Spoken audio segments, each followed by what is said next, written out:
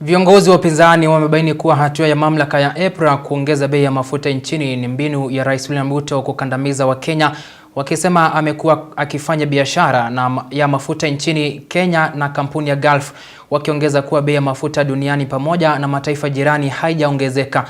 Wametishia kuwa pamoja na washikadau wengine kama vijana wa Gen Z na wafanyikazi nchini Kenya wataandaa maandamano kushinikiza serikali kupunguza bei ile pamoja na kupunguza ushuru unaowakandamiza wafanyikazi. Baada ya mamlaka ya kudhibiti kawi na petroli nchini Kenya EPRA kutangaza ongezeko la bei ya mafuta, sasa viongozi wa upinzani wakiongozwa na aliyekuwa naibu rais Rigathi Gachagua wamebaini kuwa hii ni mbinu ya Rais William Ruto kuwakandamiza Wakenya, kwani amekuwa akifanya biashara ya mafuta nchini Kenya na kampuni ya Gulf, wakisema bei ya mafuta duniani pamoja na mataifa jirani haijaongezeka. The crisis that we face of increased prices for fuel has nothing to do with international challenges. It has nothing to do with the war in Iran. It has nothing to do with increased oil prices in the world. As I said the last time I talked about fuel, the crisis that we face is one of state capture and conflict of interest, where President William Ruto and Gulf Energy are the ones doing the business of fuel importation.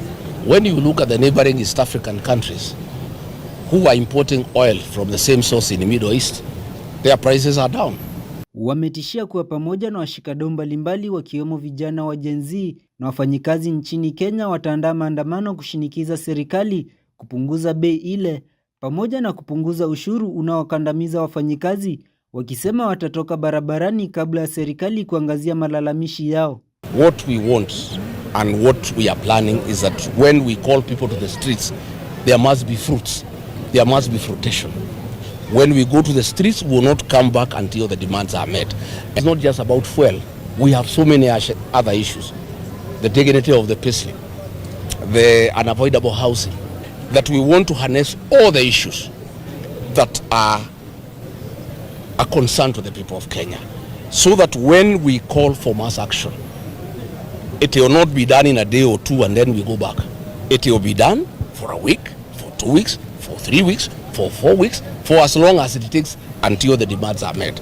Wamesikitishwa na walichosema serikali imeleta mafuta yaliyo na chembechembe za sulfur ambazo zitadhuru mashini pamoja na magari yanayotumia.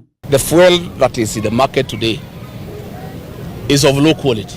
You remember the Minister of Trade and the Kenya Bureau of Standards announced to the people of Kenya that they have allowed the importation of fuel with 50 milligrams per liter of sulfur, which is dangerous because sulfur, when it is exposed to the environment, turns into sulfuric acid, and that is not good for our ages.